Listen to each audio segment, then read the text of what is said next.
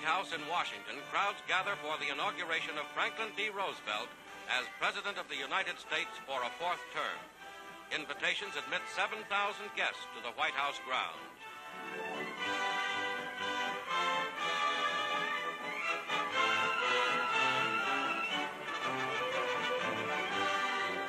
Among the guests are wounded servicemen from nearby military hospitals.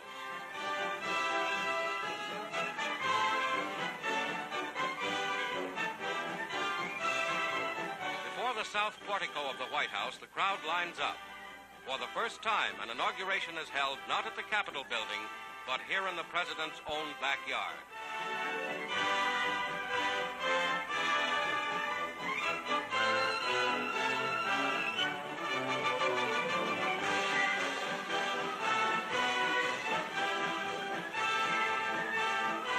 From the portico steps, 13 grandchildren of the President watch the ceremony.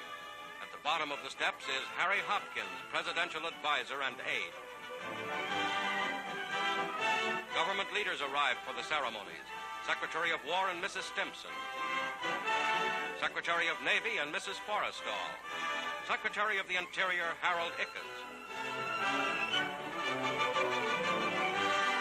Harlan Fiske Stone, Chief Justice of the United States.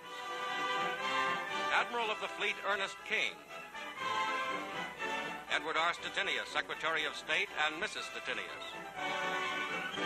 General of the Armies, George C. Marshall, and Mrs. Marshall. Now, in a grim year of war, the shortest and simplest inaugural on record begins. Former Vice President Wallace swears in Harry Truman, new Vice President.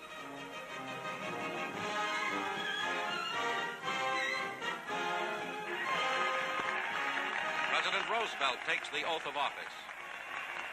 I, Franklin Delano Roosevelt, do solemnly swear that I will faithfully execute the office of President of the United States and will, to the best of my ability, preserve, protect, and defend the Constitution of the United States. So help you God. So help me God. The President delivers a brief inaugural address. We Americans of today, together with our allies, are passing through a period of supreme test. It is a test of our courage, of our resolve, of our wisdom, of our essential democracy.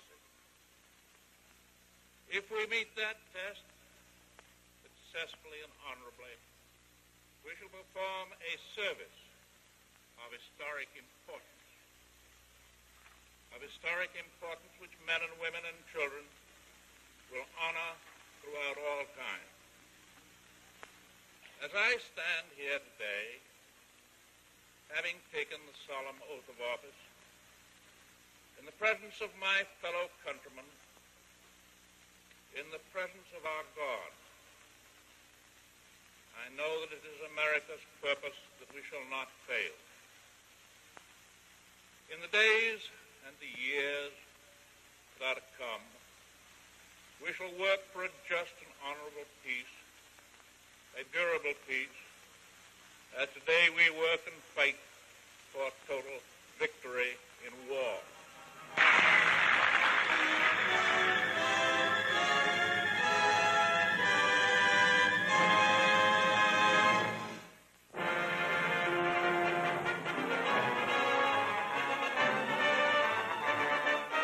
Over Lake Michigan, a Coast Guard demonstration of a new technique of rescue by helicopter, especially meant for aviators forced down at sea. The airman is taken aboard.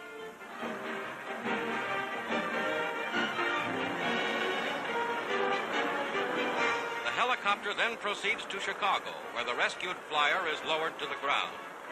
The flying machine, without ever coming down, has taken him from far out on the water to a destination on land.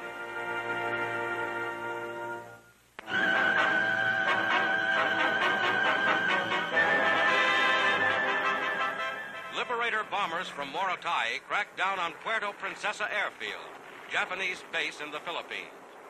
Knockout blows such as this preceded each new step on the road to Luzon. Bombardiers dropped 500 heavy bombs on enemy installations on Palawan Island.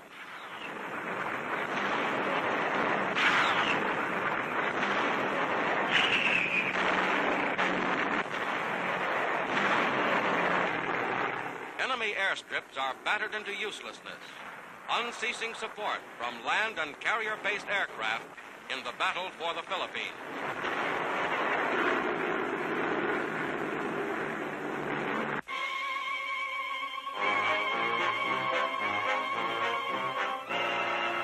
Ships and men against the elements. Through the frozen Great Lakes, the new United States Coast Guard icebreaker Mackinac cuts a vital path. Behind her, cargo vessels en route from Duluth to Chicago in the earliest midwinter crossing on record. The Mackinac grinds through 20 inches of solid ice at 8 miles an hour.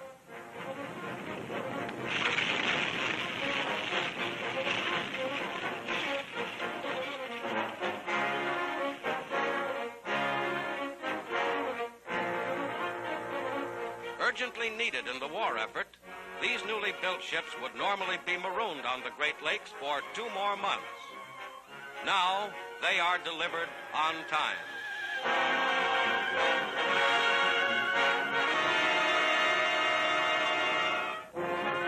Infantry landing craft in storm-tossed Atlantic seas on the way home from Sicily, Salerno, and Normandy.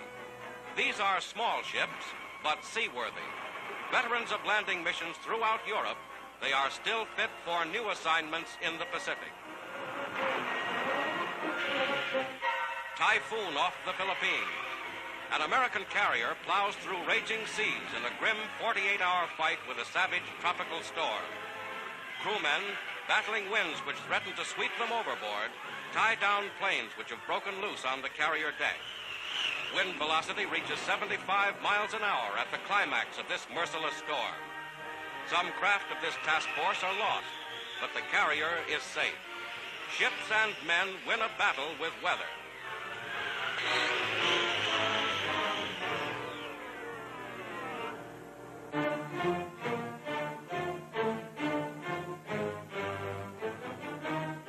Burma, the road back, a tough and bloody road as Allied troops move in against the Japanese.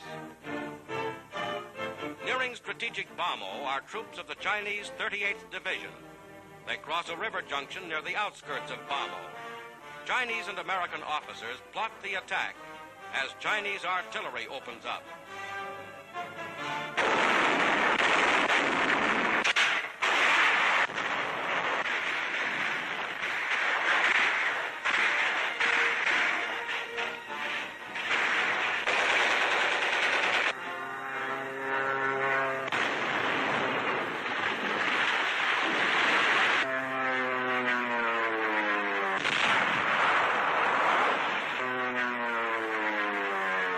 During 28 days of fierce fighting, the ring around Bamo is steadily tightened. Dive bombers pave the way, only a few hundred yards ahead of advancing infantry.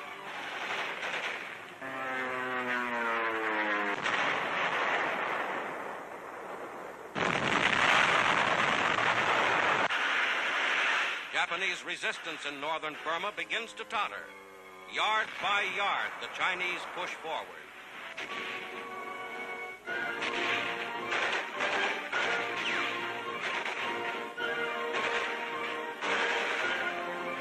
Artillery and fighter bombers have devastated the city. The Japanese garrison has been annihilated. General Sultan, United States commander in Burma and India, inspects the city. Over Bamo flies the Chinese flag.